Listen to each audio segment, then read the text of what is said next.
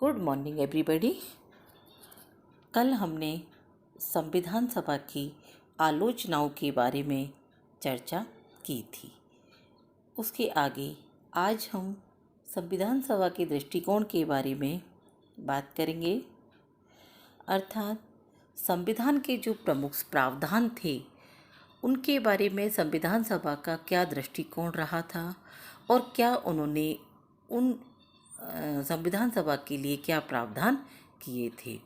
तो सबसे पहले आते हैं हम प्रस्तावना के बारे में संविधान सभा के जो सदस्य थे उनके क्या विचार थे।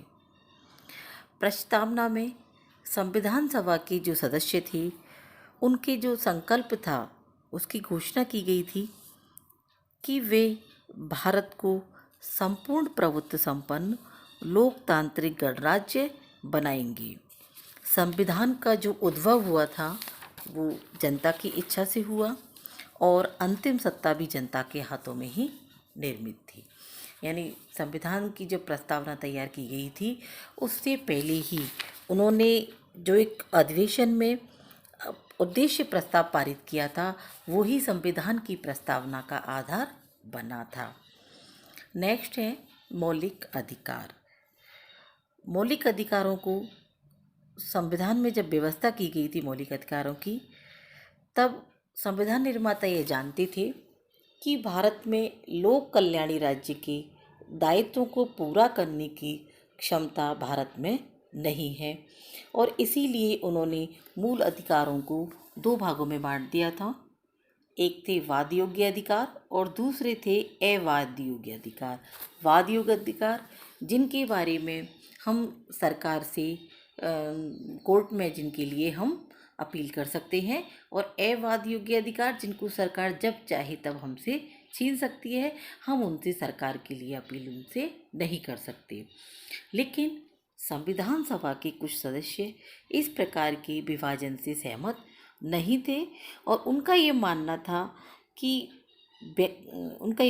था कि रोजगार के जो अधिकार हैं उनको मूल अधिकारों की श्रेणी में रखा जाना चाहिए ताकि राजनीतिक, सामाजिक और आर्थिक न्याय की वास्तविक रूप में प्राप्ति की जा सके।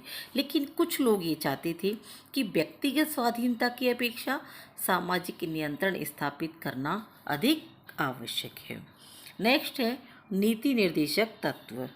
संविधान सभा के जो कुछ सदस्य थे उन्होंने एक समान नागरिक संहिता पर आपत्ति की थी और उनका कहना था कि इससे मुसलमानों में धार्मिक अधिकारों पर चोट पहुंचेगी।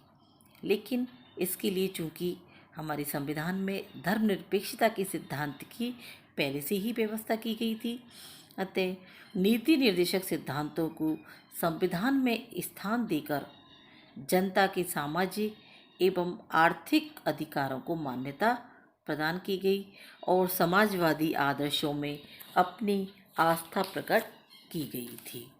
नेक्स्ट है संघीय कार्यपालिका यानी मंत्रिपरिषद। संविधान सभा में मंत्रियों की योग्यता संबंधी प्रावधानों पर भी पर्याप्त वाद विवाद हुआ था, यानी तर्क वितर्क हुआ था। विवाद ये था कि मंत्रियों के लिए कुछ शैक्षणिक योग्यताएं निर्धारित की जाएं या प्रशासन की शुद्धता की दृष्टि से मंत्रियों द्वारा नियुक्ति के समय अपनी आर्थिक स्थिति का ब्यौरा प्रस्तुत किया जाए। इस चीज़ के ऊपर पर्याप्त जो वाद विवाद हुआ था। नेक्स्ट है संघीय कार्यपालिका राष्ट्रपति।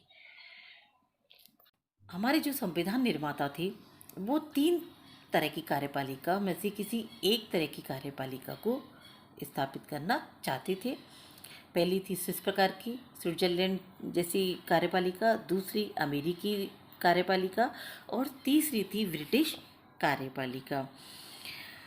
कुछ सदस्य थे जो अमेरिकी कार्यपालिका को चाहते थे, कुछ स्विट्जरलैंड की कार्यपालिका को चाहते थे, लेकिन अधिकांश जो सदस्य थे वो हमारे राज्य में ब्रिटिश कार्यपालिका की तरह ही संसदात्मक कार्यपालिका के पक्ष में थे, क्योंकि व्यवस्थापिका कार्य तथा कार्यपालिका के बीच संघर्ष को संसदीय कार्यपालिका की व्यवस्था अपनाकर ही रोका जा सकता है, जिसमें राष्ट्रपति नाम मात्र का अध्यक्ष होता है तथा वास्तविक कार्यपालिका जो शक्तियां हैं वो मंत्री परिषद सहित प्रधानमंत्री के हाथों में होती हैं। तो हमारे यहाँ पर जो संसदीय कार्यपालिका है वो ब्रिटिश की तरह से ही अपनाई गई है। नेक्स्ट है संघीय संसद। संघीय संसद संविधान सभा में संसद को एक सदनात्मक अथवा द्विसदनात्मक बनाने पर विवाद था, क्योंकि द्विसदनात्मक की रचना में अप्रजातंत्र क्योंकि द्विसदनात्मक संसद की रचना को अप्रजातांत्रिक माना जा रहा था। इसके अतिरिक्त राज्यसभा के सदस्यों का मनोनीकरण व लोकसभा की निर्वाचन प्रणाली पर भी विवाद चल रहा था। प्रारूप समिति द्वारा लोकसभा के निर्वाचन के लिए वयस्क मताधिकार की सिफारिश की। नेक्स्ट है संघीय न्यायपालिका। भारत में दोहरी राजनीतिक व्यवस्था के होते हुए भी संविधान सभा द्वारा एकीकृत न्यायपालिका को अपनाया गया है। Professor K.T.. शाह चाहते थे कि न्यायपालिका को व्यवस्थापिका और कार्यपालिका से पूरी तरह से पृथक और स्वतंत्र रखा जाना चाहिए, लेकिन प्रारूप समिति इसे अव्यावहारिक मानकर अस्वीकार कर रही थी। संविधान सभा ने न्यायपालिका की स्वतंत्रता के साथ इस बात पर भी बल दिया कि सर्वोच्च न्यायालय इतना शक्तिशाली नहीं हो जाए कि वह राज्य के अन्य अभिकरणों में हस्तक्षेप करने लगे।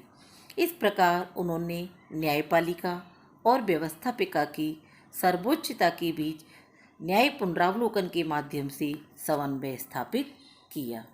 नेक्स्ट है वयस्क मताधिकार।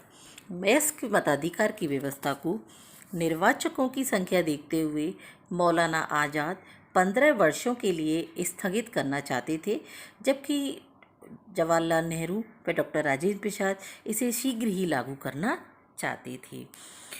नेक्स्ट है उपराष्ट्रपति का पद। इसके लिए संविधान निर्माता जो है वो राष्ट्रपति के चुनाव की तरह ही उपराष्ट्रपति का चुनाव करवाना चाहते थे।